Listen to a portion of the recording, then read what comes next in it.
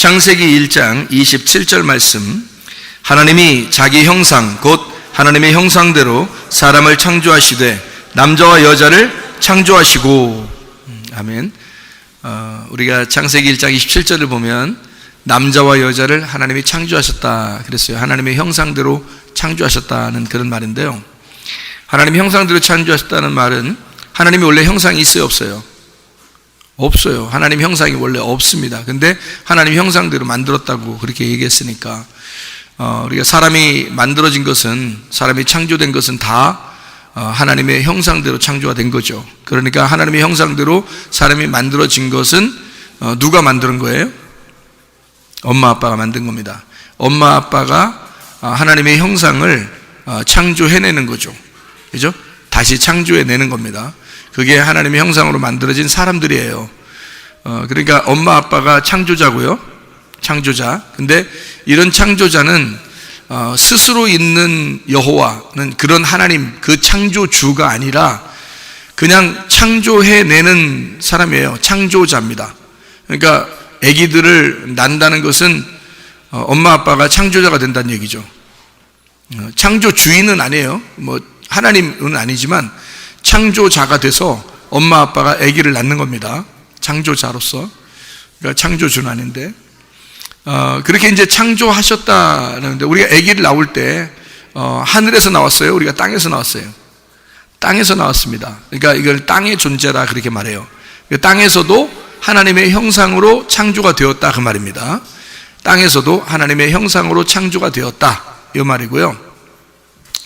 여기 그 창세기 1장 27절에 하나님이 이 사람을, 남자와 여자를 만들었다라는 말이 나오는데, 그걸 갖다가 우리가 완전하게 보면 말이에요, 그러면 창세기 2장에 나오는 아담을 창조하는 것이 의미가 없죠. 왜 그러냐면 창세기 1장에 하나님이 남자와 여자를 이미 창조했는데 그게 완전하다면, 그러면 창세기 2장에 뭐하러 또 만들겠어요? 흙으로 사람을 만들고 이렇게 하는 게. 그래서 이 말을 이제 헷갈리니까 사람들이 하나님이 두 번을 창조했는데 하나님이 사람을 먼저 창조하시고 그 다음에 아담을 이제 창조했다 이렇게 얘기하는 사람들도 있고요. 이 앞에 있는 남자와 여자를 창조한 것은 하나님이 그냥 이 세상의 천지 창조를 다 설명하기 위해서 그냥 얘기한 거고, 그리고 창세기 2장 7절에 아담을 창조하셨다는 말이 이제 인간을 처음 창조하신 것이다 이렇게 얘기하는 사람들이 많은데, 이게 이제 기독교들이 주로 많이 이야기를 합니다. 근데 이제 성경을 이렇게 자세히 보면은 창세기 1장 27절에 이미 하나님이 남자와 여자를, 사람을 창조하시고, 그리고 창세기 2장 7절에 아담을 이제 흙으로 빚어서 만들었다는 얘기가 이렇게 나오거든요. 그러면은 이것이 어떻게 우리가 봐야 되냐면 이렇게 봐야지 맞는 거예요. 둘로 나누어져 있는 건데, 분명히 둘로 나누어져 있는데 이것이 하나이다 이렇게 보면 이제 맞는 얘기가 되는 거예요. 어떻게 그렇게 하나로 봐요? 어떻게 나눈 것이 하나로 봐요? 그게 어떻게 된 얘기예요? 라고 몰라도 그냥 들으세요. 왜냐하면 이거는 여러분이 알려고 해서 아는 게 아니고, 성경 자체가 이렇게 되어 있다는 것을 전체적으로 이해해야지만 이런 게 이제 이해가 되는 거지. 그거를 막 굳이 이거야, 내가 생각할 때는 이거야 하면 이제 한쪽을 선택을 해야 되는데, 여러 가지 학설 같은 게 있고 그래서 헷갈려요. 그러니까 그런 것들을 어떤 게 옳다 이렇게 해서 그것만 이렇게 취할 수는 없다는 거죠. 이것은 이제 우리가 성경적으로 간단하게 딱 보는 이제 방법이에요. 제가 설명해 주는 건 간단하게 보는, 성경은 복잡한 게 아닙니다. 엄청 단순한 거예요. 우리가 엄마 아빠로부터 태어났다 그러면 복잡해요? 아니에요. 그냥 우리 엄마 아빠 이렇게 하면 되는 건데, 그걸 복잡하게 생각해서 유전자는 어떻고 DNA 유전자 어떻고, 염색체는 어떻고, 세포는 어떻고, 효소는 어떻고 이러면서 다 나누어서 이름으로써 이건 내 아빠고 이름으로써 이건 내 아들이고 이런 식으로 따지면 복잡해지잖아요. 이제 그거 말고 그냥 자기가 태어났는데 우리 엄마 아빠야, 이 아이를 태어나게 했는데 이게 우리 아들이야, 우리 딸이야 이렇게 이제 하는 그런 말이죠. 우리나라 말을 또 우리라는 말 많이 쓰잖아요. 우리 아들이야 그러면 우리들의 아들인지 내 아들인지 그건 사람들이 들을 때 딴 나라 사람들은 헷갈린단 말이에요. 근데 우리 사람들은 다 알잖아요. 우리 아들이야, 내 딸이야, 우리 아빠야 우리 엄마야 이렇게 하는 건 다 우리라고 하는데 우리라는 단어를 쓰는데 그게 이제 같은 가족이라는 걸 다 알 수가 있잖아요. 자기하고 연관되어 있다는 걸 알 수 있는데 우리라는 것으로 이제 포함해서 얘기한 것 뿐입니다. 그러면 이제 여기서 성경에서도 그런 의미가 이제 있는 거예요. 이게 무슨 말이냐면 남자와 여자를 창조하셨어요. 창세기 1장 27절에 남자와 여자를 창조하셨는데 그 남자와 여자들이 이렇게 있다고 하는데 그 중에서 뭐라고 하냐면 창세기 2장 7절에 하나님이 아담이라는 사람을 만들어 창조를 해요. 그러면 이게 뭘 의미하려고 창조했겠는가라는 것은 창세기 2장 7절에 여호와 하나님이 땅의 흙으로 사람을 지으시고 생기를 그 코에 불어넣으시니 사람이 생명이 된지라 이렇게 된 것입니다. 그러면은 창세기 1장 27절하고 창세기 2장 7절은 창세기 1장 27절은 그냥 사람을 만든 거고요. 창세기 2장 7절에는 뭐가 들어갔다고요? 그 코에 생기가 들어갔다. 그러면 요게 두 개를 합쳐놓으면 먼저는 뭐가 된다는 거예요? 그냥 사람이 태어난다는 얘기고 두 번째는 생기가 불어넣어 들어가야 아담이 된다는 얘기죠. 예, 그러니까 이제 이런 말이죠. 여러분 사람이 이 세상에서 다 태어나면 다 이제 천국 가요? 그런 거 아니죠. 뭐가 들어가야 돼요? 그 코에 생기가 들어가야 돼요. 그 생기가 뭐예요? 말씀이거든요. 말씀, 하나님의 영이란 말이에요. 그러니까 말씀을 듣는 사람이 따로 있죠. 예, 그 사람이 이제 여기에 창세기 2장에 말씀이 들어갔다 그 말이에요. 그러니까 생기가 들어갔다, 성령이 들어간 사람들이 있다. 그러니까 이 세상 모든 사람들은 다 하나님의 창조물인데 하나님의 형상으로 만들어진 사람, 남자와 여자들인데 그 중에 하나님의 생기를 받는 아담이 있다는 거예요. 하나님의 생기를 받는 아담이 있다는 거죠. 무슨 말인지 이해가 되시겠어요? 그러니까 이게 두 개로 나눌 수밖에 없죠. 나누어서 설명할 수밖에 없죠. 이 세상의 모든 사람과 똑같이 하나님의 형상이에요. 우리도 하나님의 형상을 닮았고 이 세상 모든 사람도 하나님의 형상을 닮았어요. 그러니까 그 사람들도 하나님의 형상, 우리도 하나님의, 이게 그 사람들은 다 겉으로 하나님의 형상을 닮은 거고 우리는 뭐가 닮은 거냐면 속에 하나님의 형상을 닮은 거란 말이에요. 그러니까 우리의 속에 뭐가 들어왔어? 하나님의 영이 들어왔다는 거지. 그러니까 하나님의 영을 안 들어간 사람과 들어간 사람에 대한 이야기를 똑같이 하나님의 형상인데 하나님의 영이 들어간 사람은 이제 이렇게 창세기 2장에 나오는 사람이고 하나님과 이제 관계를 하는 사람이고 그렇지 않은 사람들은 그냥 이제 창조가 된 거예요. 이렇게. 그러니까 이런 얘기를 한 거예요. 그러니까 이 세상의 모든 사람을 창세기 1장 27절이라고 한다면 무슨 말인지 알겠어요? 이게 간단하죠. 그러니까 이 세상의 모든 사람, 우리를 포함해서 모든 사람이 다 창세기 1장 27절 하나님의 형상대로 창조되었다. 땅에서 다 엄마로부터 아빠로부터 태어났잖아요. 그러니까 우리가 태어났으니까 그렇게 태어난 하나님 아버지의 창조물이다. 사람이 태어났다. 그래서 다 아버지 쭉 올라가잖아요. 그러면 그게 이제 하나님까지 올라가요. 그래서 우리 아버지가 하나님이 되시는 겁니다. 그러면 저쪽에 예수 안 믿는 사람들도 다 그들의 아버지가 누구예요? 하나님이 되시는 거예요. 그러니까 모두 다 누구 형상을 닮아야 되니까? 아버지의 형상을 닮아야 되니까 다 태어나면 아빠 엄마 닮잖아. 그죠? 그게 이 땅에서 태어나도 아빠 엄마를 닮은 것처럼 그 아빠 엄마는 누굴 닮은 거예요? 쭉 올라가면 하나님을 닮은 거란 말이에요. 그래서 하나님의 형상이라 그러는 거예요. 모든 사람을 남자와 여자, 사람이다. 하나님 형상을 닮았다. 자, 그 다음에 이제 여기서 생기를 불어넣어 주는 사람이 있다는 거죠. 말씀을 듣는 사람이 있다는 거예요. 생명이 들어가는 사람이 있다는 거예요. 그러니까 성령이 들어오면 이 사람이 말씀을 듣고 살아나는 겁니다. 그게 이제 영적으로 산다는 의미를 얘기해 주는 거죠. 그러니까 예수님도 요한복음 5장 25절에 너희가 말씀을 들을 때가 오나니 곧 이때라. 말씀을 들으면 살아난다. 그럼 그 전에는 어떻게 했다는 거예요? 예, 영적으로 보면 죽어 있었다는 얘기지. 하나님의 모양을 가지고 있지만 영적으로 보면 죽어 있었다는 얘기죠. 자, 보세요. 영적으로 죽어 있었다는 얘기를 여러분, 영적으로 죽어 있다는 얘기를 뭐라고 다른 말로 할 수 있나요? 영적으로 죽어 있다는 거를 하나님의 형상인데 영적으로 죽어 있어. 그걸 뭐라고 얘기할 수 있냐고요? 예? 하나님의 형상이야. 근데 영적으로는 죽어 있어. 그럼 뭐라고요? 우상이죠. 그래서 우상이라 그러는 거예요. 그러니까 이 세상의 모든 사람들이 하나님의 영이 들어가지 않으면, 하나님 말씀이 들어가지 않으면 자기가 뭐가 되는 거야? 우상이 되는 거예요. 그래서 자기에게 숭배하라, 자기한테 잘해라, 자기를 막 이렇게 섬겨라, 뭐 이러는 거예요. 그러니까 자기 중심으로 다 막 모든 것을 처리해 버리려고 하는 거죠. 기도를 해도 자기 중심이야, 다. 사람들과 사귀어도 다 자기 중심이에요. 그래서 자기는 괜찮고 남이 하면 안 되고 이렇게 하는. 그러니까 이게 다 자기 중심이 되는 게 이게 뭐냐면 영적으로 죽어서 그래요. 영적으로 죽어 있는 사람이 뭐가 됐으니까 하나님의 형상은 형상인데 모양은 하나님의 형상이란 말이에요. 그러니까 교회도 다니고 사람이 하나님 모양처럼 다 태어나서 같이 똑같이 만들어졌는데 어떤 사람은 하나님의 영이 들어가지 않으니까 숨을 쉬지 않는 거야. 하나님의 숨을 쉬지 않는 거예요. 그래서 우상이 되어버린 겁니다. 그게요. 자, 그러니까 여러분 우상을 뭘로 보면 되는 거예요? 그러니까 우상을 뭘로 보면 돼요? 나무나 돌이나 뭐 이걸로 봐야 돼요? 사람으로 봐야 돼요? 사람으로 봐야 되는 거죠. 그러니까 우리가 하나님의 형상, 그러니까 무조건 우리가 하나님의 형상. 그럼 성경에 두 가지로 되어 있는데요. 하나님의 형상은 겉으로 하나님의 형상이 있고 속으로 하나님의 형상이 있어요. 하나님 말씀을 듣는 사람은 하나님의 형상이 어떤 거예요? 하나님의 형상이 어떤 거야? 말씀이야. 그러니까 하나님은 모양이 있어요, 없어요? 없어요. 하나님의 원래 생기, 하나님의 원래 속사람, 하나님의 원래 생명은 말씀인 거예요. 그래서 하나님의 말씀이 그 속사람이 우리에게 들어오면요, 그러면 살아나는 거야, 우리가. 근데 만약에 그게 안 들어오잖아요? 그러면 겉으로 뭐가 돼? 하나님의 형상이 되는 거예요. 그냥 하나님의 형상에서 여러분이 말하기를, 사람들이 이런 말을 많이 하죠.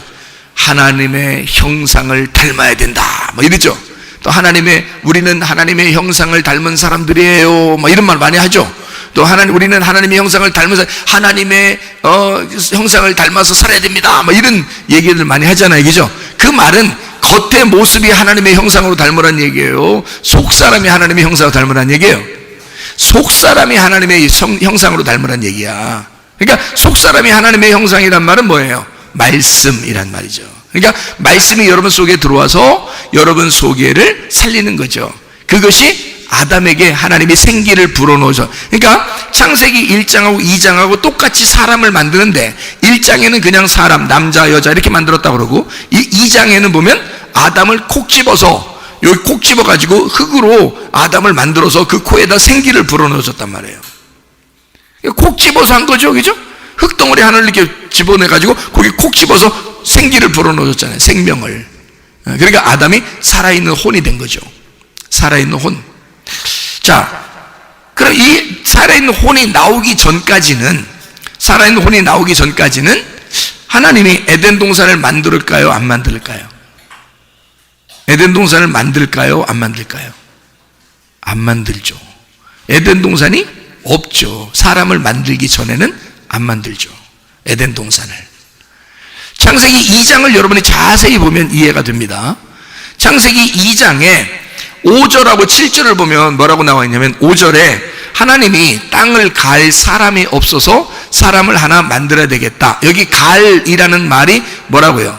갈이라는 말이, 갈 사람일 때, 이 갈 사람이라는 땅을 간다 할 때 그 갈이라는 말이 무슨 말이냐면, 농사 짓는다는 말이에요. 농사 짓는다. 그 농사 짓는다는 말만 있는 게 아니라 예배를 드린다는 말이 있습니다. 그러니까 예배 드릴 사람을 찾은 거예요. 예배 드릴 사람을 만든 겁니다. 그게 아담인 거거든요. 그러니까 창세기 2장은 1장하고 좀 다르죠. 내용이 조금 더 달라요. 그냥 창세기 1장은 무조건 사람을 만든 거야, 그죠? 무조건 사람 만들었어요. 2장은 예배 드릴 사람을 만든 거란 말이에요.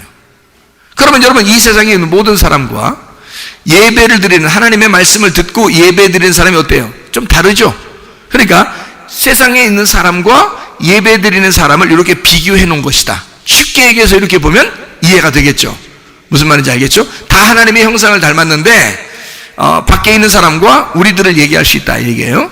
자, 여기 안에 있는 사람들 이렇게 많이 있는데, 이 중에서 그냥 하나님의 형상으로 창조된 사람이 있고, 하나님의 형상인데 속에 하나님의 형상을 닮아 말씀이 들어간 사람이 있다는 거죠. 그 사람들은 예배 드리는 자가 된다는 거죠.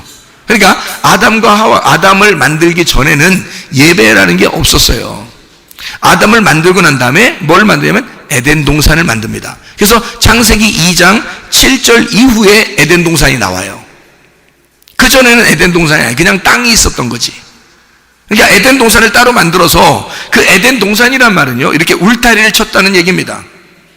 땅이 이렇게 많이 있는데 그 중에 울타리를 쳤다는 거예요. 자, 이 세상에 땅이 많은데 여러분에게 울타리를 쳤어요. 어디로? 교회라는 울타리를 쳐놓고 거기다 오라는 거예요. 뭐 하러? 예배하러. 그게 울타리가 뭐냐면 에덴 동산입니다. 기쁨의 울타리예요. 에덴 동산, 기쁨의 울타리가 딱 쳐진 겁니다. 그럼 이 울타리를 딱 쳐놓고 그 안에 와서 예배드리라는 거거든요. 그게 누가? 아담이. 뭘 들어간 사람이? 생기가 들어간 사람이, 하나님 말씀이 들어간 사람이라면 와서 예배드려라 이 말이거든요. 그러니까 에덴 동산이라는 예배당에 와서 예배를 드려라.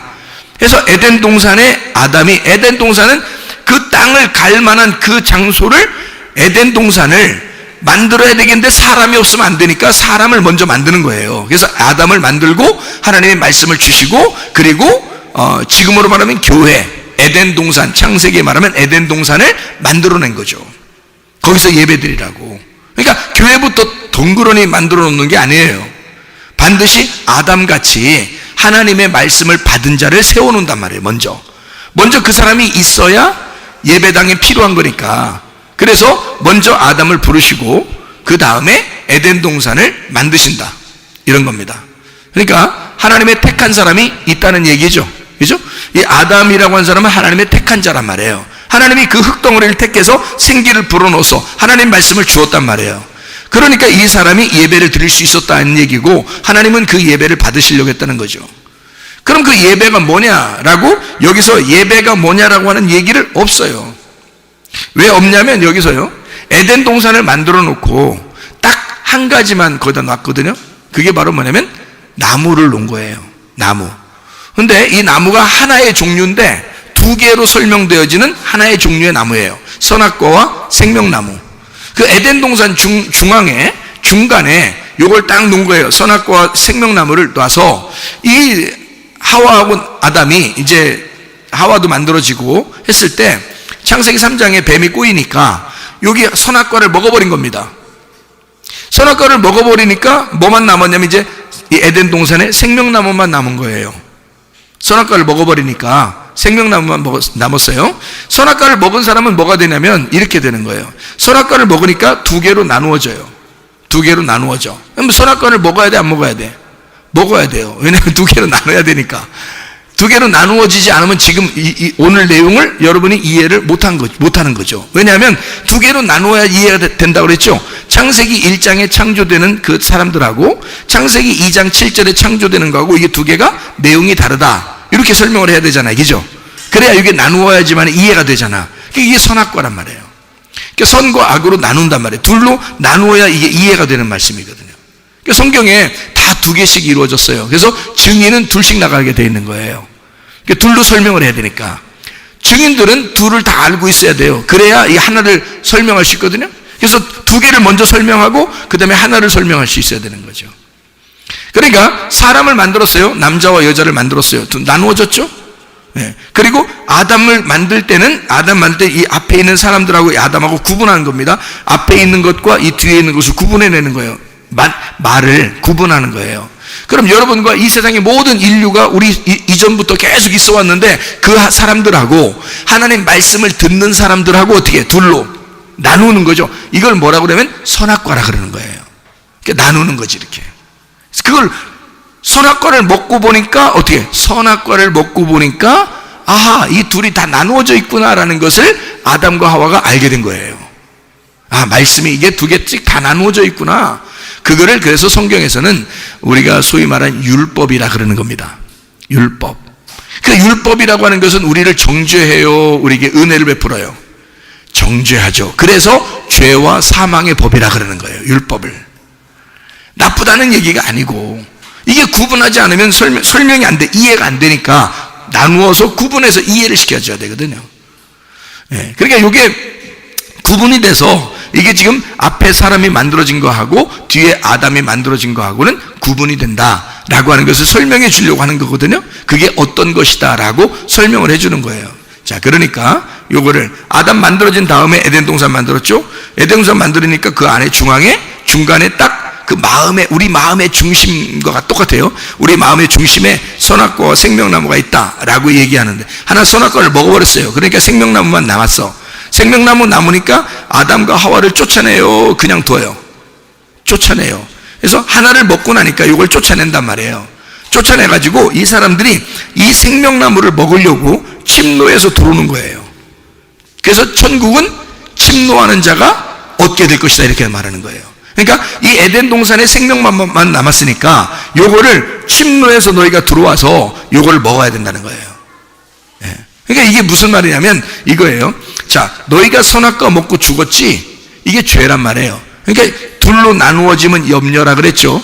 둘로 나누어지면 그걸 죄라 그러는 겁니다. 그죠? 하나님의 마음과 하나가 되면 어떻게 돼요? 죄가 없어졌다 그러는 거예요. 하나님의 마음과 떨어지면 그걸 죄라 그러는 거예요. 그러니까 우리는 죄인이 돼서 나간 거예요. 그죠? 그랬더니 여기 생명나무가 있는 에덴 동산에 돌아와가지고 에덴 동산 생명나무를 딱 먹으면 어떻게 돼요? 그럼 죄가 없어지는 거죠. 그죠? 그러면 생명나무가 어떤 건데 먹으면 죄가 없어질까요? 어떤? 생명나무가 생명이잖아요. 생명이니까 생명은 이런 말이 있죠. 성경에 생명 그러면 생명은 누구한테 있다? 생명 주께 있네. 자, 생명 그러면은 생명을 두 가지로 제가 말해볼게요. 생명을 준다 말이 있죠. 그죠? 생명을 준다는 말이 있고 또 생명을 얻는다 이런 말이 있겠죠. 그러면 생명을 준다는 말도 되고 생명을 얻는다는 말도 되겠죠. 그러니까 생명나무는 뭐 어떤 의미예요? 생명을 주는 나무도 되고, 그러니까 한마디로 말하면 아낌없이 주는 나무죠. 예, 그러니까 예수님이 어떤 분으로 이 땅에 오신 거예요? 아낌없이 주는 나무로 오신 거예요. 그러니까 이 땅에 오신 생명나무는 뭐냐면 우리의 신랑 되신 예수님은 우리에게 아낌없이 주는 나무예요. 뭐를 주는 나무죠? 생명을 주는 나무니까 생명나무라 그러는 거예요. 그러니까 예수님이 이 땅에 내려오실 때 난 선악과로 왔어 이렇게 하시겠냐고요. 자기가 생명나무로 오신 거예요. 오셔서 우리에게 생명을 주려니까, 아낌없이 주려니까 자기의 목숨, 자기의 생명을 우리에게 준다는 말이에요. 그래서 생명나무라 그러는 거예요. 생명나무는 자체가 뭐냐면 예수님인 거예요. 무슨 말인지 알겠죠? 그러면 생명나무 우리에게 생명을 주셨어요. 그럼 우리는 어떻게 해야 돼? 그럼 생명나무를 먹어야 되죠. 생명나무를 깨달아야 되죠. 그래서 너희가 하나님 아버지와 그 의도를 그 아들 예수 그리스도, 하나님 아버지의 의도와 아들의 그 의도를 깨달으면, 너희가 잘 알게 되면, 그러면 너희가 영생을 얻게 될 것이다. 요한복음 17장 3절에 나와 있는 말씀이라 했죠. 그러면은 이 사람이 생명나무를 먹게 된다는 얘기는 생명나무를 알게 됐다는 얘기지. 그렇죠? 생명나무를 깨닫게 됐다는 얘기지. 생명나무를 먹게 됐다는 얘기지. 그러면 뭘 알게 된지, 뭘 얻은 거야? 생명을 얻었다 그 말이에요. 그러니까 예수님은 생명을 주시는 거고 우리는 그 생명을 얻었다. 그러니까 뭐에 대한 얘기예요? 선악에 대한 얘기예요? 생명에 대한 얘기예요? 생명나무에 대한 얘기란 말이에요. 그래서 너희가 이 생명나무 하나를, 예수 그리스도가 이 준비되어 있을 테니까, 선악과 때문에 생명나무가 있는 거니까 선악과는 너희들의 죄를 진 거고, 그 다음에 생명나무가 남았으니 이 생명을 줄 테니 너희들이 와서 먹으라 이거예요. 이걸. 이 생명이 예수 그리스도로 안 왔으면 우리는 하나님이 생명이시라는 걸 어떻게 알았겠어요? 예수님으로 안 왔다면, 그 생명나무가 이 땅에 오셔서 하나님은 생명이야, 하나님은 사랑이야, 하나님은 너희들을 구원하러 왔어 라고 그렇게 말씀하시지 않았다면 우리는 생명이신 하나님을 깨닫지 못했을 거라고요. 무슨 말인지 알겠죠? 그래서 예수님이 생명이라는 거야. 이 땅에 오신 생명, 예수님, 우리 마음 가운데 오신 에덴 동산의 생명나무, 그거를 우리는 깨달아, 침노하여 깨달아 알게 되면 먹는 거라는 거지. 그러면 더 이상 그 생명나무에서 벗어나겠어요? 벗어나지 않겠죠. 그거를 영원한 회개라 그러는 거예요. 그걸 구원받았다 이렇게 말하는 것입니다. 자, 그러면요, 선악으로 두 개 나누니까 이게 첫 번째 것과 두 번째 것이 설명이 되더라. 인간들도 다 첫 번째 아담 그리고 마지막 아담이 있더라. 이렇게 아담을 만들어 놓고 이 아담이 어떻게 했어요? 에덴 동산에서 선악과 먹고 범죄했죠. 그래서 쫓겨났단 말이에요. 그러니까 그걸 첫째 아담이라 그러는 거야. 그럼 마지막 아담 예수님 또 오셔야 되겠죠. 오셔가지고 그 아담을 대신해서 또 죽으시는 것이 생명나무란 말이에요. 그러면 앞에 창세기 1장 27절 그리고 2장 7절에 자, 창세기 1장과 2장은 좀 다르다고 그랬죠. 1장에는 그냥 하나님 형상을 닮아서 하나님의 영이 들어간 건 아닌데 그냥 하나님 형상을 닮아 만들어졌단 말이에요. 그러면 뭐예요? 그걸 뭐라 그래? 하나님의 말씀은 받지 못했지만 하나님의 형상으로 닮은 사람들이니까 사람이 우상이 된 거죠. 그러면 사람이 우상된 사람이 우리 교회는 뭐 많이 없겠네. 어느 교회에 다닌다 그러면 어떻게 되겠어요? 하나님의 영을 받지 못했는데 하나님 말씀을 받지 못했는데 교회를 다녔어. 그럼 그 사람은 뭐가 될까요? 하나님의 형상을 닮은 우상이 되는 거란 말이죠. 그러면 그 사람에게 이제 뭐가 들어가야 돼? 하나님의 생기가 들어가면 죽었던 우상이 살아나는 거죠. 살아나는 사람이 되는 거지. 그죠? 그래서 우상을 생기가 없는 우상을요 요한계시록에서는 뭐라 그러냐면 짐승이라 이렇게 말하는 겁니다. 생기가 없는 우상, 그 짐승이라. 그럼 여러분 요한계시록에 짐승 그러니까 여러분이 짐승이 막 뛰어다니고 막 이러겠어요? 요한계시록에? 그 사람 말하는 거예요. 사람. 그러니까 요한계시록에 짐승이 나타나서 막 이렇게 하니까 어떤 짐승이 나타날까? 뭐 이렇게 생각할. 성경 그런 말 아니신데. 짐승은 말씀을 깨닫지 못하는 멸망하는 짐승 같도다 할 때 그 짐승이란 말이에요. 그러니까 말씀을 받지 못한 그냥 하나님 형상을 닮았는데 우상인 거야. 그러니까 그들을 사람들이 막 섬기는 거죠. 막 따르는 거죠. 성령을 받지 못했는데 그들이 우상이 되니까 하나님의 형상을 닮았으니까 사람들이 막 따르는 거예요. 겉모습은 하나님처럼 닮은 거야. 그걸 짐승이라 그러는 겁니다. 여러분 겉으로 그러니까 막 이렇게 잘하려고 그런 거 하지 마세요. 진짜로 변해야 되는 건 우리 속사람입니다. 진짜로 바뀌어야 되는 건 여러분의 영이 속에 있는 속사람이 살아나야 되는 거예요. 말씀이 살아나야 되고 말씀을 받아야 되고 말씀에 호흡을 해야 되는 거예요. 그래서 요한계시록에 보면요 짐승이 막 숨을 쉬어요. 말도 하고. 왜 그런지 알아요? 그가 말씀을 알고 있기 때문입니다. 우상인데 말씀을 알고 있는 거예요. 짐승인데 말씀을 알고 있는 거예요. 그래서 말하는 거예요. 그래서 짐승이 생기를 주는 자는 짐승의 생기를 받아요. 그래서 짐승의 말을 하게 된다고.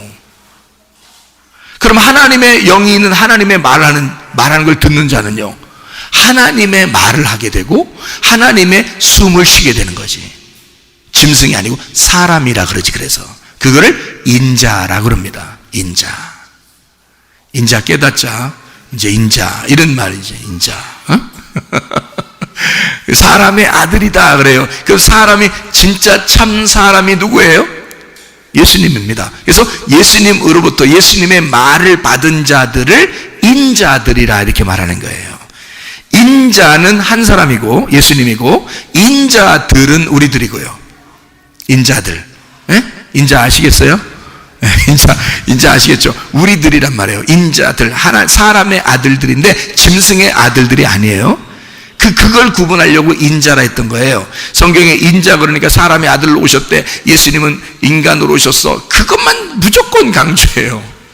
그런 의미가 아니고 인자라고 하는 것은 하나님이신데 인간으로 내려오셨단 말이에요. 다시 말하면 말씀이 육신을 입고 내려오셨다 그 말이죠. 그걸 인자라 그러는 거예요. 겉모습은 사람인데 속은 하나님이란 말이지. 여러분 겉모습은 여러분은 태어날 때 하나님의 형상은 형상인데 겉모습은 뭐예요? 그냥 하나님의 형상을 닮은 자들, 그냥 모든 인간과 똑같은 그냥 사람인 거지. 그거를 뭐라 그래? 영이 안 들어가면 짐승이라 그런다고. 근데 그 짐승이 하나님의 영이 안 들어가고 다른 영이 들어가면 그걸 짐승이 말한다 그러는 거예요. 그런데 하나님의 영이 들어가서 진짜 하나님이 새로 만들어 재창조하는 겁니다. 흙에서 하나님이 손수 빚어내서 이거를 이렇게 막 빚어내요. 그래서 토기장이가 빚어내서 그릇을 만들듯이 이렇게 사람을 다 만들어서 그 코에다 훅 사람에게 호흡을 불어넣어 주면요, 이 사람이 흙덩어리가 살아나요. 하나님이 빚어서 만든 사람이 살아난다고. 그게 여러분과 제가 되어야 된다는 거죠. 그러니까 그냥 만들어진 우상이 아니라 하나님의 형상대로 그냥 겉모습만 이렇게 닮은 그런 게 아니라 태어난 모든 사람은 하나님의 형상대로 닮았다겠죠. 그런데 그 겉모습이 아니라 진짜 속에 하나님의 영이 들어가 하나님이 만들어낸 사람이 있다는 거죠. 그래서 애국과 광야와 가나안 땅을 왜 이렇게 세 가지로 넣어서 이스라엘 백성들을 끌고 오는 거냐면요, 이게 만들어 가셔야 되기 때문에 그런 거예요. 사람을 만들어 가셔야 되기 때문에. 그러니까 여러분이 교회 나왔다고 한 번에 다 만들어지는 것은 아니에요. 계속 말씀을 듣게 해서 여러분을 빚어나가는 것입니다. 여러분을 깎아내고 여러분을 주물떡 만지고 해서 그 속에다 하나님의 성령을 계속 숨이 쉬어주시고 생명이 있도록 만들어주는 거죠. 그래서 살아있도록 만드는 거예요. 그게 예배자들입니다. 자, 그러니까 쉽게 얘기해서 하나님의 형상은 뭘까? 하나님의 형상은 사람이죠. 근데 하나님의 영이 없는 사람이라는 말하는 거죠. 그거를 자, 구약 성경으로 말하면, 제가 성경을 설명을 해드릴게요.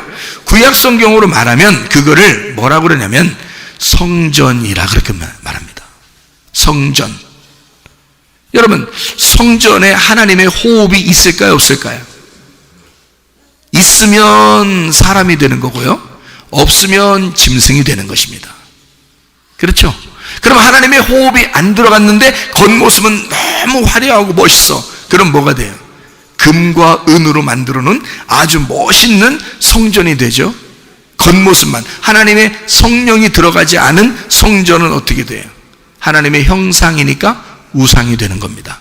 그래서 사람들은 다 어디로 가면 다 자기들은 하나님을 믿는다 그랬어요. 성전으로 가서 예배를 드리면 다 하나님을 믿는다 그랬어요. 근데 예수님은 저기 성전에 가서 예배 드리는 게 진짜 예배가 아니라 뭘 받아야 진짜 예배다? 하나님의 숨을 받아야 진짜 예배다. 하나님의 영을 받아야 진짜 예배다. 이렇게 말하는 거죠. 그러니까 예수님은 자기가 어디에 있든지 예배자인 거고, 사람들이 성전에 가가지고 우르르 몰려가서 막 예배 드리는 것은 그건 진짜 예배가 아니라는 거죠. 그러니까 왜 그런 거예요? 그 성전을 뭘로 봤기 때문에? 하나의 형상, 하나님의 형상, 하나님의 모양대로 만들어졌지만 예수님 뭐라고 그래? 저 성전은 누구를 가리켜 말하는 것이다? 나를 가리켜 말하는 것이다. 그러면 예수님을 가리켜 말하는 것인데 예수님이 어떤 예수님을 가리켜 말하는 거예요? 자, 죽으실 예수님을 가리켜 말하는 거예요? 부활하신 예수님을 가리켜 말하는 거예요? 죽으실 예수님을 가리켜 말하는 거란 말이에요. 그 성전이. 그렇죠? 그러면 부활하시면 어떻게 돼? 그 성전이 필요 있을까 없을까? 필요 없지. 예수님이 성전이 되시니까. 부활하신 성전이 되니까 예수님을 영 안에서 예배하면 되는 거죠. 그래서 영과 진리로 예배 드릴 때가 오는데, 그렇게 되면 아버지께서 그렇게 예배하는 자를 찾으시느니라, 이렇게 되는 거죠. 무슨 말인지 아시겠죠? 성경이 이게 지금 다 연결되어 있는 말이지, 뭐 어떤 건 따로 얘기하고 어떤 건 따로 얘기하고 그런 게 아니에요. 잘 얘기를 들어보시라고. 그런가 안 그런가.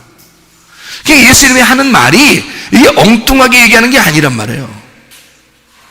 자, 예수님은 형상으로 너희가 예배를 드린다, 그거 아니다. 우상숭배다. 진짜 영 안에서의 실제적인 예배를 드려라. 그게 진짜 예배다. 이렇게 얘기를 하는 거거든요. 그러니까 사람들은 다 어떤 형상을 놓고 우상 숭배하는 그런 예배를 하는 것이다. 그러니까 사람들은 성전에 가서 예배 드리면 만족한 거예요. 우리 예배 드렸다. 그런데 진짜 예수님은 어떻게 해요? 영과 진리로 예배를 드린단 말이지. 영과 진리로 예배 드리는 사람만 진짜 실제적인 예배를 드리는 사람이다.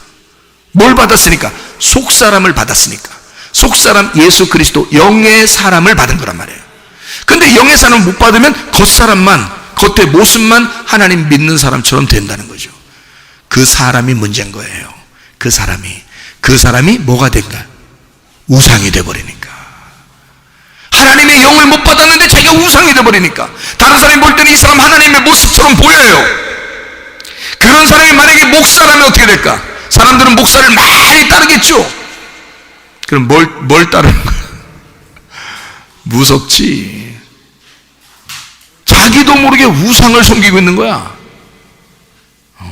그러니까 목사들은 중간에서 좀 빠져줘야 돼. 중간에 목사들은 좀 빠져주고 누굴 자꾸 만나게 해줘야 돼. 하나님을 자꾸 직접 만나게 해줘야 돼. 아니, 우리로 말하면 신랑 대신 예수님을 자꾸 만나게 해줘야 돼. 그렇죠? 자, 예수님 보세요. 예수님 얼마나 진짜 목사다운 목사, 진짜 예수님, 선한 목자 대신 예수님 잘 생각해봐요. 예수님은 자기가 빠져나가요. 자기가 빠지고 누굴 만나게 해줘? 사람들을. 아버지 하나님을 만나게 해주잖아요. 그래서 아버지 하나님을 백성들이 잘 만나게 되면 화목해 하는 자, 화목하게 만드는 자, 그가 예수님.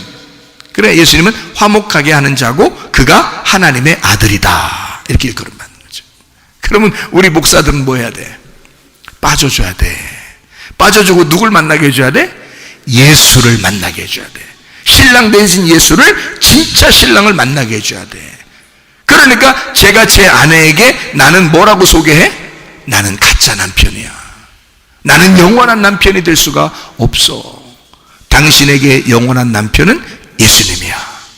나는 그 예수님을 정말 잘 알아. 그래서 내가 그 진짜 남편을 소개해 줄게. 그러는 거예요. 자, 나는 빠지고 진짜 남편을 막 소개해 주는 거죠. 그럼 나는 뭐가 된 거예요? 화목하게 만드는 자가 된 거지. 그러면 내가 뭐가 되는 거야? 하나님의 아들이 되는 거지. 자, 무슨 말인지 알겠어요? 예, 그러니까 예수님이 인자고 우리들도 인자들이 되는 거고요. 예수님이 하나님의 아들이고 나도 하나님의 아들들이 되는 거죠. 그죠? 자, 하나님 형상이라는 게 그냥 하나님 형상, 우리 하나님 형상 닮자, 그러니까 겉의 모습을 얘기하는 게 아니고 속을 얘기한다는 거죠. 창세기 1장에 27절 하나님 형상대로 만들었다 그러죠. 그거를 하나님의 영이 안 들어가면 뭐가 된다고요? 우상이 된다고. 그게 형상이 우상이 된다고. 그렇게 우상이 되니까 이걸 남자 여자들로 만들었는데 이게 사람의 모양이란 말이에요. 사람의 모양이 이 땅에서 뭘로 이루어졌냐면 성전으로 이루어진 겁니다. 성막, 성전. 이게 하나님의 모양이에요. 하나님의 모양으로 만들어졌는데 거기서 예배드리는 자를 하나님은 기뻐하신다.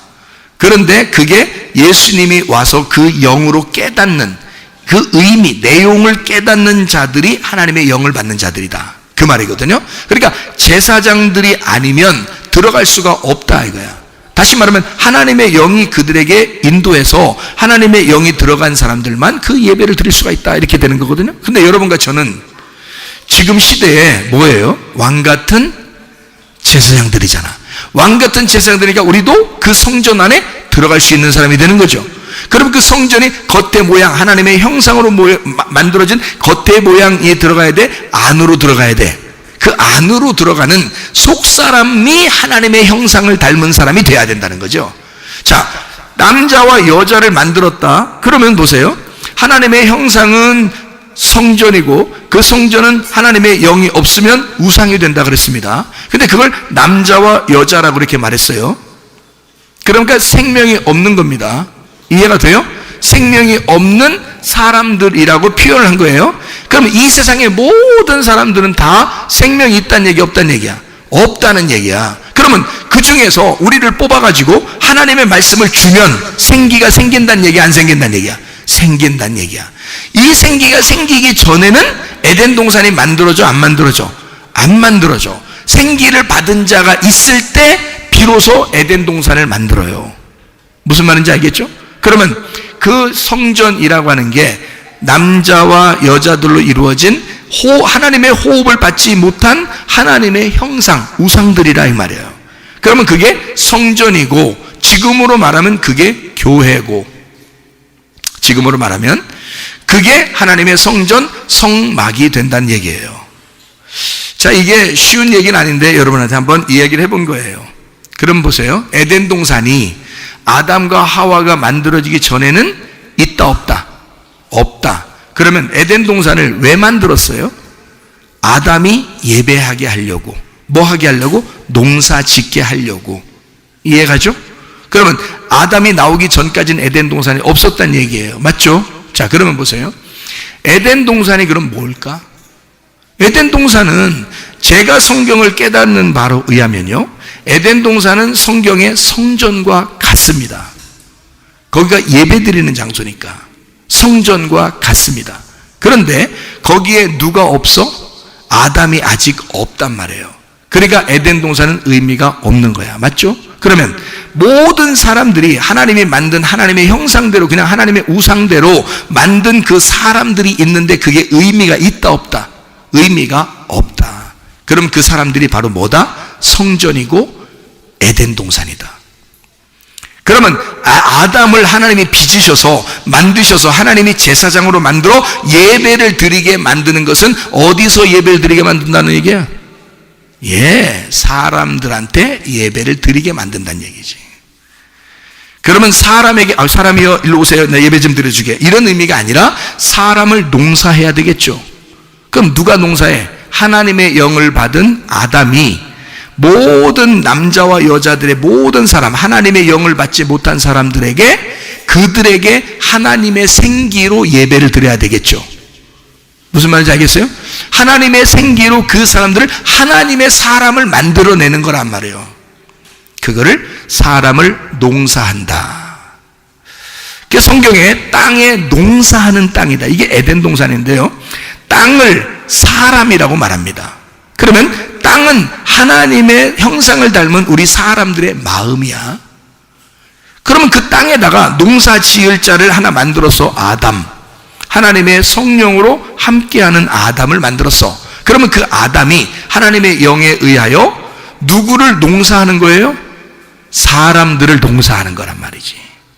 사람들을 농사해서 뭘로 만드는 거야? 하나님의 씨를 심어주는 거예요, 그 안에다. 그게 말씀을 던지는 거라 이 말이에요, 여러분에게. 그러니까 그냥 여러분이 말씀을 받지 않으면 여러분 뭐가 된다? 그냥 우상이 된다.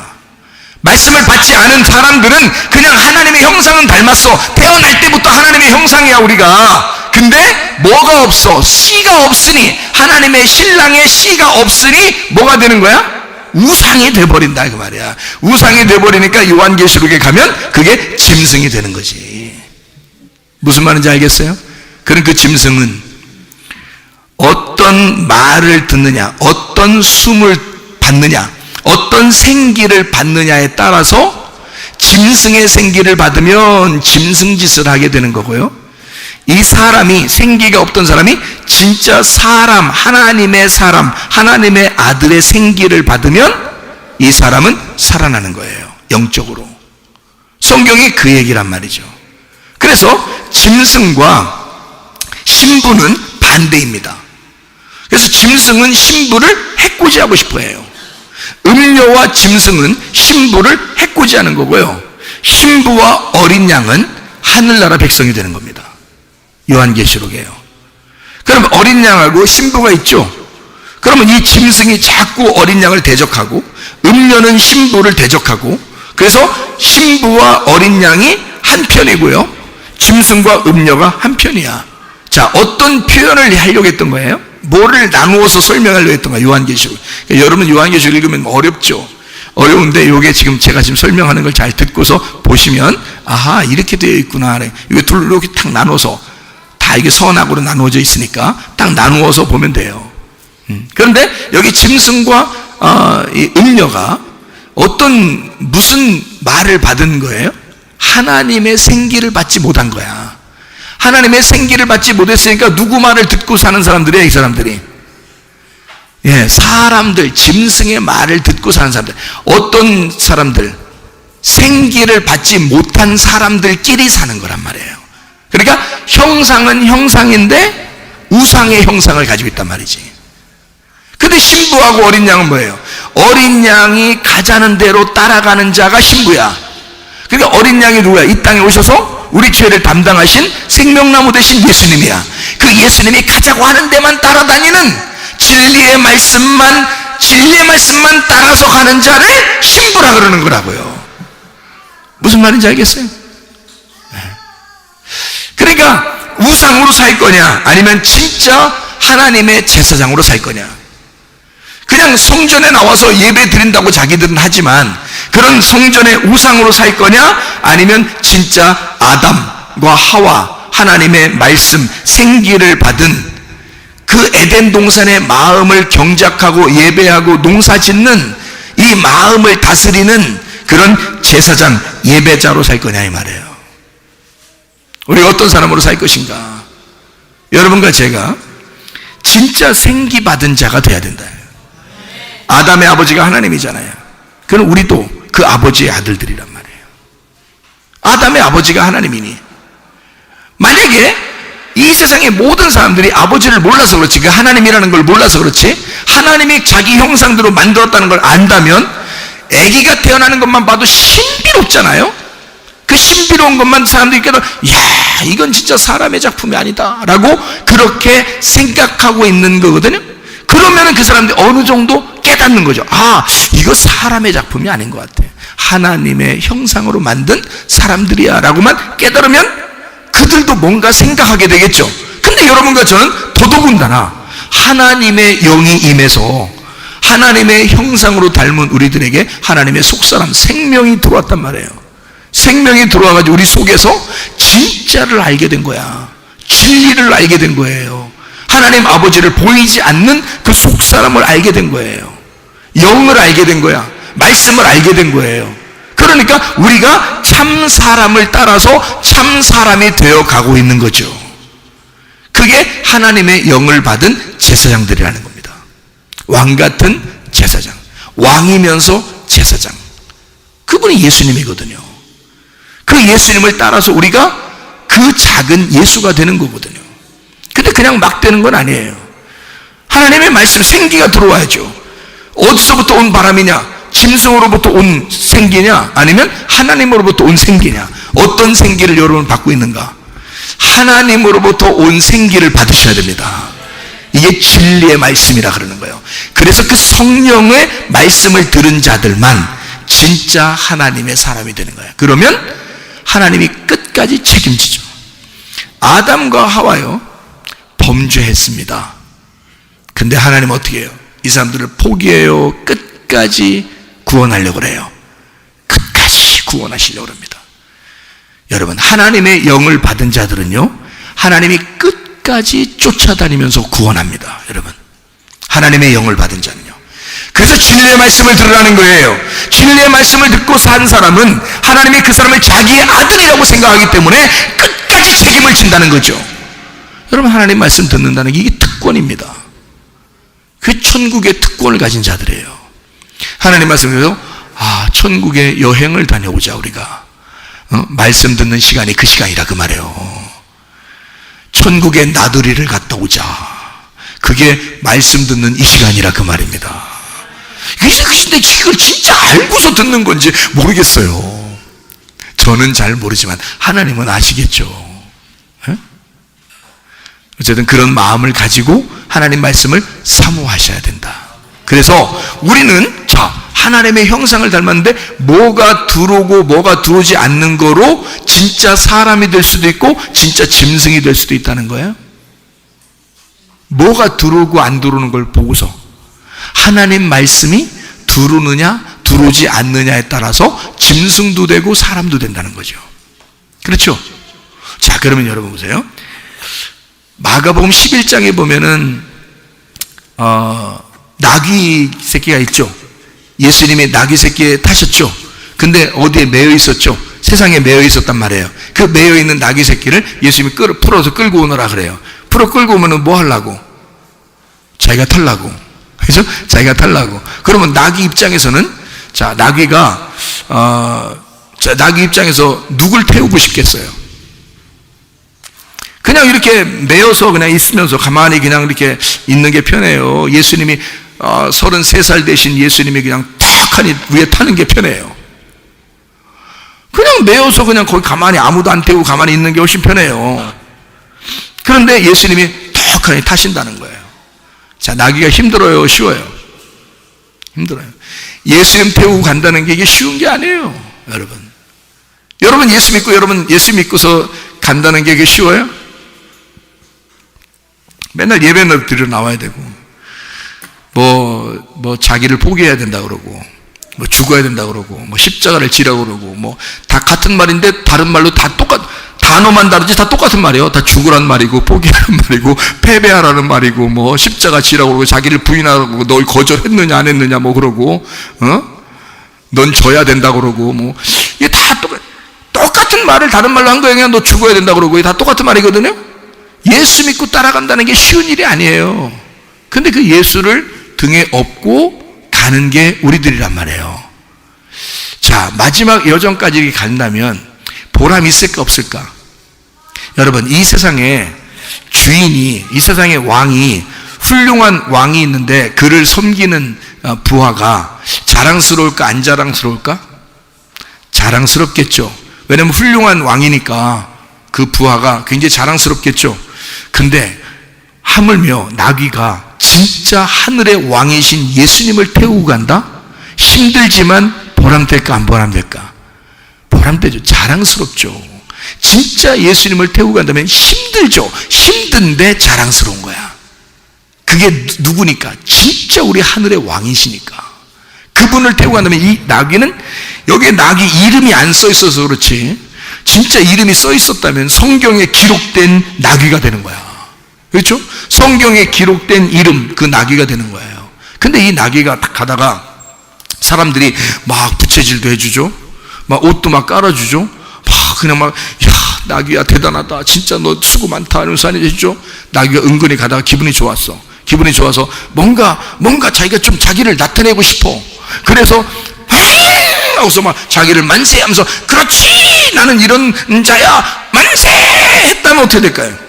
나귀가 가다가 얌전하게 이렇게 가다가 갑자기 자기가, 사람들이 막 하게 잘해주니까, 난 진짜 내가 그러면 그렇지, 내가 이런 그래서 만세 그러면서 좋아가지고 하면서 이렇게 했다. 그러면 뒤에 이제 타고 계신 예수님이 어떻게 될까요? 툭 떨어지죠. 툭 떨어져서 거기다 또 상처까지 나셨네. 응? 발이 무릎이 까졌어.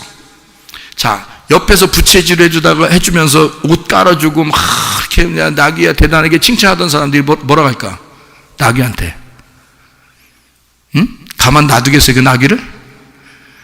네가 예수님을 태우고 오기 때문에 우리가 너한테 그렇게 해준 거야. 예수 태우고 오지 않았다면 너한테 우리가 칭찬해 줬었겠냐? 그 말이죠. 여러분, 잘 생각하셔야 돼. 호산나 호산나 찬양할 때 이 주변의 모든 사람들은 예수님 때문에 예수를 찬양한 거지 나귀를 찬양한 게 아니란 말이에요. 겸손하셔야 돼. 우리는 예수를 태우고 가는 나귀야. 우리가 뭐가 잘났어? 예수 떨어뜨리면요 큰일 납니다. 예수 떨어뜨리면 작살나, 그 자리에서. 우리가 뭔데? 나귀야. 나귀 새끼. 나귀 새끼는 뭔지 알아요? 제사도 이 나귀를 잡아서 드릴 수가 없어. 왜냐하면 나귀를 하나님이 안 좋아하셔서. 출애기 34장 20절 말씀에 보면 나귀를 제사로 드릴 때는 양으로 대치해라. 안 받으니까, 너 같은 거는 못 받으니까 양으로 대치해서 예수님 내 아들을 받겠다, 그 말이에요. 예수님 아들을 받겠다, 양으로 대치해라. 근데 양이 주변에 없어. 바꿔줄 주변에 양이 없어. 그러면 그 나귀의 목을 꺾어라 그랬어요. 목 확 비틀어 꺾어. 그리고 하나님 앞에 제사를 드리러 오래요. 그게 나귀야. 나귀. 그러니까 하나님이 보실 때 형편없는 자들이야. 그게 여러분과 저예요. 근데 우리가 뭘 태웠어?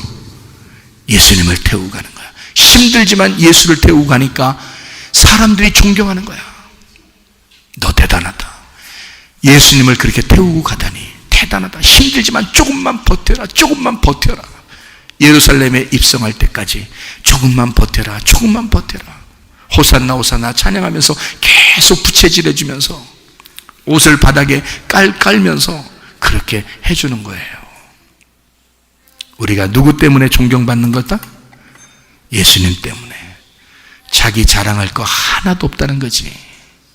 그렇죠? 나귀야. 우리는 하나님이 좋아하지도 않는 그런 나귀 새끼라, 그 말이에요. 근데 예수를 태우고 가는 거예요. 자, 누구를 등에 태울 것이냐, 그거야, 여러분. 예수를 태울 것이냐, 아니면 세상의 줄에 매어서 살 것이냐. 세상의 줄에 매여 살면 우리는 좀 편할지 모릅니다. 그러나 예수를 태우지 않았기 때문에 그는 영광을 받지 못합니다. 자, 세상의 줄에 매여서 어느 정도 편하게 살 수는 있습니다. 여러분이 교회 안 다니고 그냥 세상 사람처럼 그냥 살 수는 있어요. 그렇지만 그것은 하나님의 형상이지만 하나님의 영이 들어가지 않은, 예수가 들어가지 않은, 예수가 그 등에 타지 않은, 예수의 말씀이 없는 우상에 불과하다는 말이죠. 그런데 예수가 우리의 등에 타고 예수의 말씀이 우리 속에 들어와 우리의 속사람을 예수처럼 만들어버리면 우리는 그냥 나귀가 아니라 어린 양으로 바뀐 예수 하나님의 아들이 된단 말이죠. 덩어리에 누굴 태우느냐에 따라서 사람이 달라지는 거다. 자, 나귀 한 이야기만 하고 마치도록 하겠습니다. 나귀는 뭐 하는 게 나귀냐면 곡식을 싣고 다니는 겁니다. 곡식 싣고 다니는 게 나귀인데 말씀을 운반하는 존재. 곡식을 싣고 다니니까 말씀을 운반하는 존재. 나귀는 말과 같이 이렇게 말과 같이 뭘 옮기고 뭘 태우고 뭐 이렇게 하는 건데요. 곡식도 싣고 이렇게 태우고 하는 건데, 그래서 말하고 비슷해요. 성경의 말은 뭐라고 우리가 보면 되냐면, 성경에 말이 나오잖아요.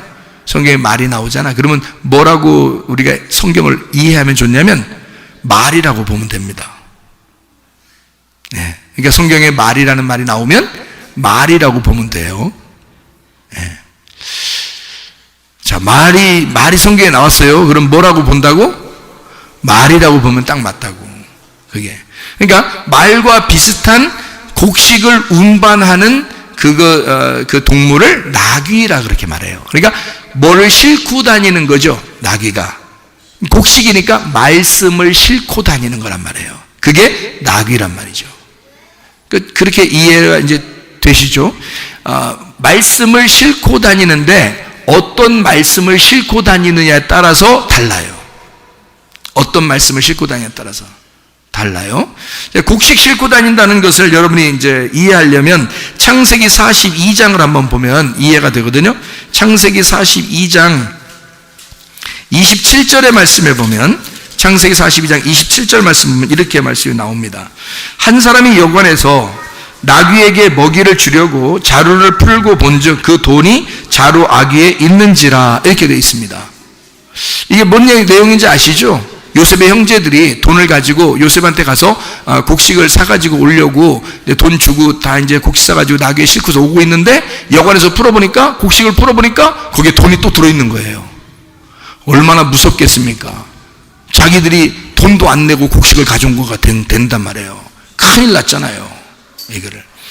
여기 이제 42장 25절 26절을 봐요.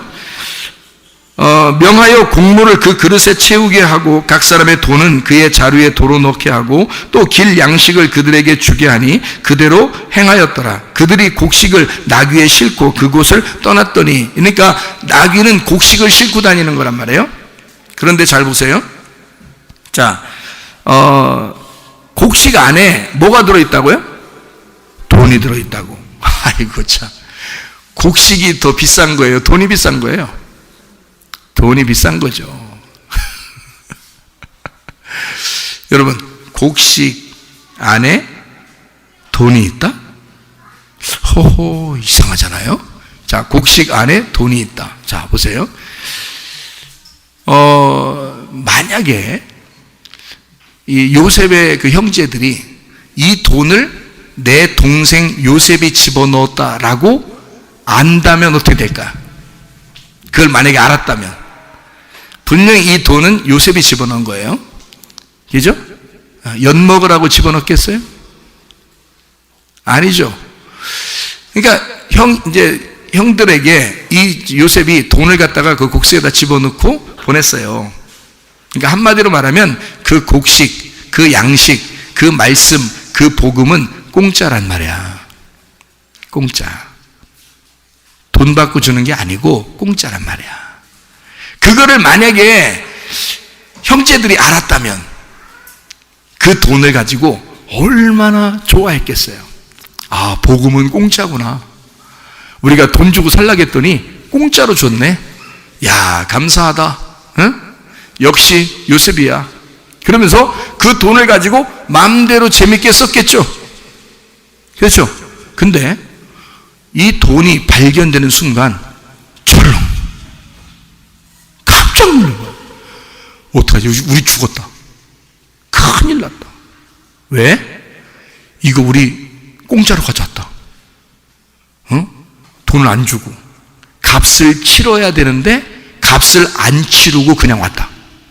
자, 형제들은 어떤 사상을 가지고 있는 거예요? 곡식을 얻을 때, 말씀을 받을 때 값을 치러야 된다고 생각하는 거야. 그런데 요셉의 입장에서는 어떤 마음을 가지고 있는 거야? 너희들에게 복음을 증거할 때, 너희들에게 양식을 줄 때는 값이 필요해 안 해? 너희들의 값을 받으려고 안 해. 이미 자기가 고난을 받고 값을 다 치렀어요, 요셉이. 그래서 국무총리가 되어 있는 거야. 주인이 되어 있는 거야. 곡식의 주인이 되어 있는 거야. 그래서 너희들의 돈을 필요하지 않아. 이미 공짜야. 그렇죠? 그러니까 요셉의 생각과 형제들의 생각이 완전히 다르죠. 형제들은 값을 치르고 뭔가 구원을 받아야 된다 생각하는 거고, 요셉은 값을 너희들이 치르지 않아도 구원은 준다 이렇게 하는 거고. 자, 우리들 생각하고 좀 비슷하잖아요. 우리들은 예수님한테 그런 마음으로 열심히 하려고 하잖아. 근데 예수님 우리한테 뭐라 그래? 너 값을 치를 필요 없어. 내가 다 했어. 그러니까 너희들은 그냥 공짜로 받아. 복음은 공짜야. 아, 무슨 말인지 이해가 돼요? 네. 자, 그러면 보화라고 하는 돈, 보화라고 하는 게요, 밭에서 어디에 있어요? 밭에 속에 감추어져 있는 보화라 그러죠. 그럼 이 보화를 발견하게 되면 내 모든 것을 다 팔아서 이 밭을 사게 되는 거죠. 그러면 보세요. 자, 곡식에 지금 돈이 들어있단 말이야. 마치 곡식 밭에 보화가 들어있는 것처럼 지금 돈이 들어있어. 근데 이거를 완전히 알았다면, 그거를 알았다면, 요셉만큼 마음으로 알았다면 어떻게 될까? 기쁨으로 살겠죠. 행복하게. 그런데 이 사람들은 그걸 몰랐어. 값을 자기들은 치러야만 된다고만 생각했어. 열심히 내가 해야지만이 하나님이 기뻐하신다고 생각했어. 내가 열심히 해야 구원받는다고 생각했어. 이런 사람들은 그 돈을 못 쓰는 거예요. 겁나서. 왜냐면 이거 또 갖다 줘야 돼. 다음에 갈 때 또 갖다 줘야 돼. 혹시 요셉이 그 국무총리가 잘못 알고 집어넣는지도 모르겠다. 그러니 우리는 갖다가 줘야 된다. 야곱도 그 생각을 했고 형제들도 그런 생각했어요. 무슨 말인지 알겠어요? 한마디로 말하면 요셉을 몰랐던 거지. 요셉이 감추어져 있으니까. 요셉이 만약에 그가 드러나고 요셉이라는 사실을 알게 되면 어떻게 될까? 아하! 요셉이 나의 구원자였구나. 그러니까 이렇게 다 우리에게 돌려줬었지. 나중에 깨닫게 되는 거죠. 나중에 깨닫게 되는 거예요.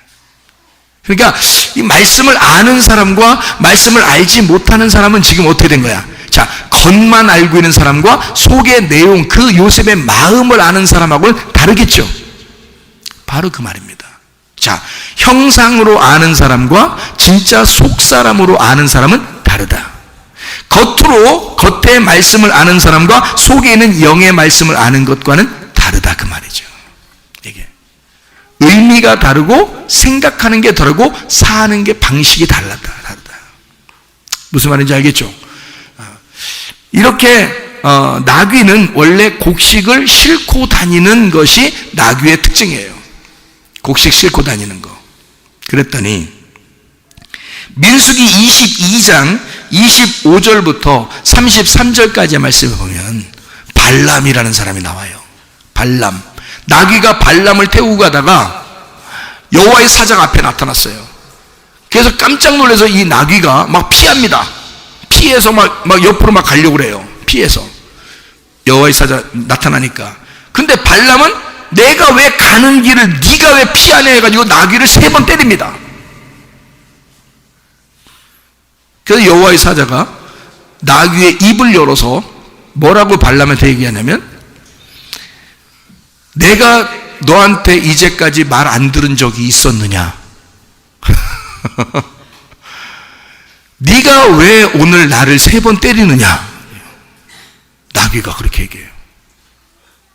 그때 또 발람이 거기에다가 대답을 해줍니다.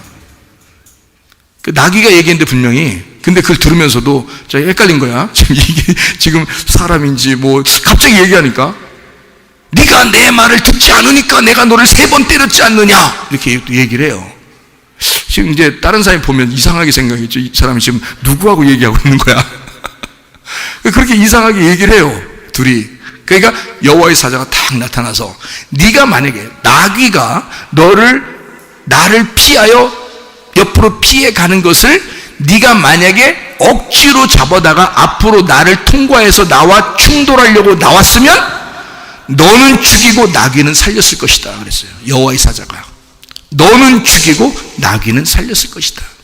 나귀는 나를 보고 이걸 피하여 도망가려고 했던 것이다. 그러니까 나귀는 나를 본 것이고 너는 나를 못 본 것이다. 그러니까 너는 죽이고 나귀는 살렸을 것이다. 이렇게 여호와의 사자가 얘기해 주거든요. 그 내용 아시죠, 여러분? 그죠? 자, 나귀가 뭘 태우고 다닌다 그랬죠? 태우고 다니는데 곡식을 태우고 다니거든요. 근데 어떤 곡식을 태우고 다니느냐 하는 거예요.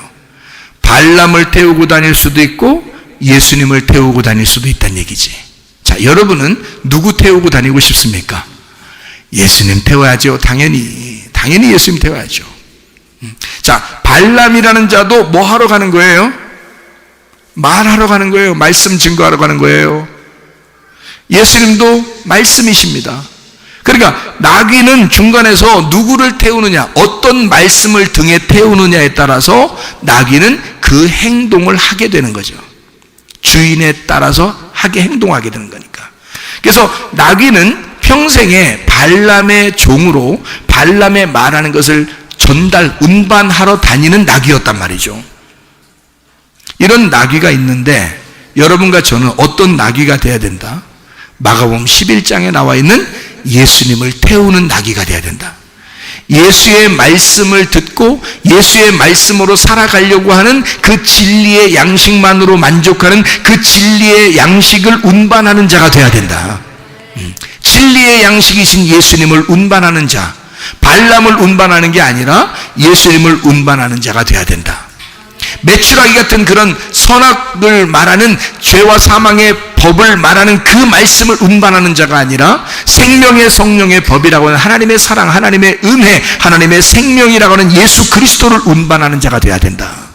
여러분과 제가요. 그래서 여러분이 가는 곳마다 사는 역사가 있어야 합니다. 여러분이 가는 곳마다 예수를 누군가가 만나야 합니다. 예수가 어떤 분이신지를 여러분을 통해서 누군가가 알아야 합니다. 여러분, 우리는 어떤 모양으로, 겉모습으로 살 거냐, 아니면 속사람으로 살 거냐, 진짜 우상처럼 하나님의 형상이지만 겉의 모습인 그런 모양, 성전에 예배 드리는 그냥 성전에 예배 드리는 자로 살 거냐, 아니면 속에는 예수를 만날 거냐, 그 속에는 그 생기, 그 말씀, 그 진리의 말씀을 만날 거냐, 무엇으로 살 거냐. 여러분의 등에는 무엇이 타고 있습니까? 여러분의 등에는 무엇을 태우고 있습니까? 하나님의 말씀이 여러분의 등에 태워지기를 바랍니다. 하나님 아버지의 사랑과 은혜를 감사합니다. 생명 되신 우리 주님, 우리에게 놀라운 그 깊이 있는 사랑을 주시는 그 하나님, 우리의 등에 늘 그 주님을 태우고 다니는 거룩한 나귀가 되게 도와주시옵소서. 하나님, 주의 뜻대로 살다가 주님 만나기를 소원합니다. 예수님 주의 하신 이름 받들어 기도 올리옵나이다. 아멘.